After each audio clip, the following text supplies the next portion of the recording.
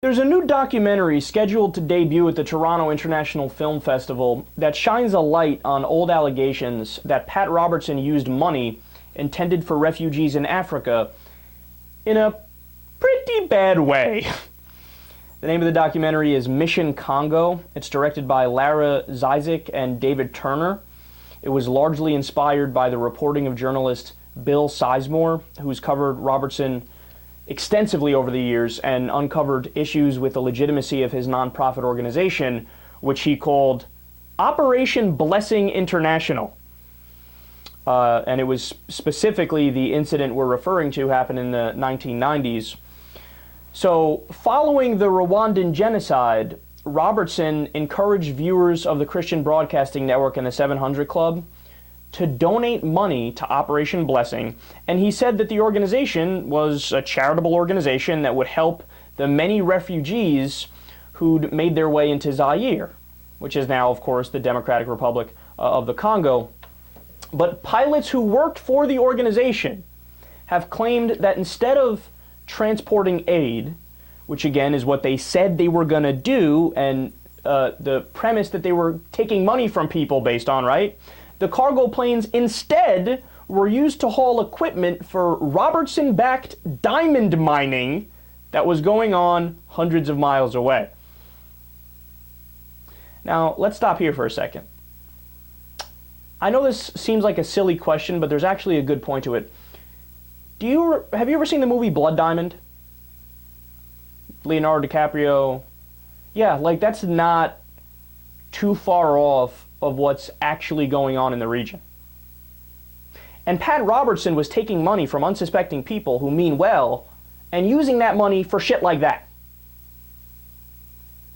If that's not evil, if that's not immoral, I simply do not know what immoral is.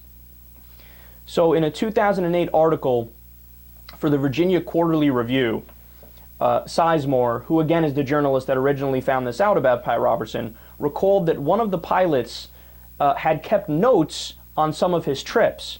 And on one of those trips, Robertson literally prayed for diamonds.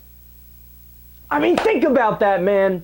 Because there's a lot of far-right conservative Christians in the country that actually idolize somebody like Pat Robertson, and they might be naive or whatever the case is, but a lot of them mean well, right? So here they are thinking, oh, Christian leader who cares deeply about humanity. But Robertson on the plane ride to drop off equipment for his fucking diamond mining when he's supposed to be doing charity work is sitting there praying for diamonds. Not praying for, hey, I hope the violence stops in Rwanda. I hope that these refugees end up having everything work out. No, praying for fucking diamonds.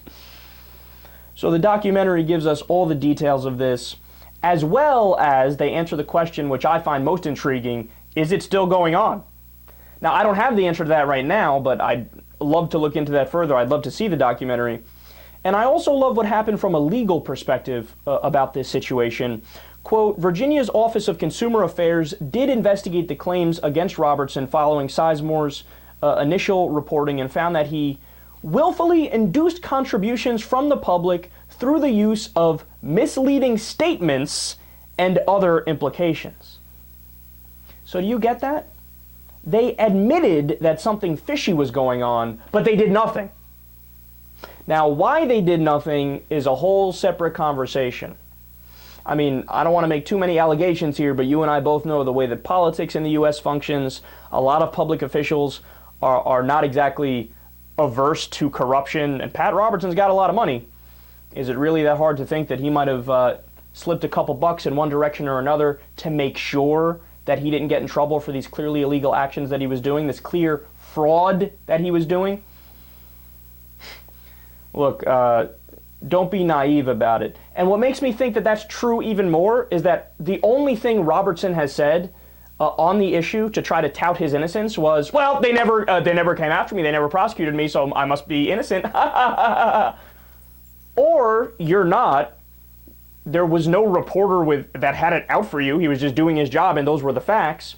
And maybe, just maybe, your sly ass was able to get out of the situation by using the tremendous amounts of money that you have, that you essentially robbed from other people by selling an invisible product.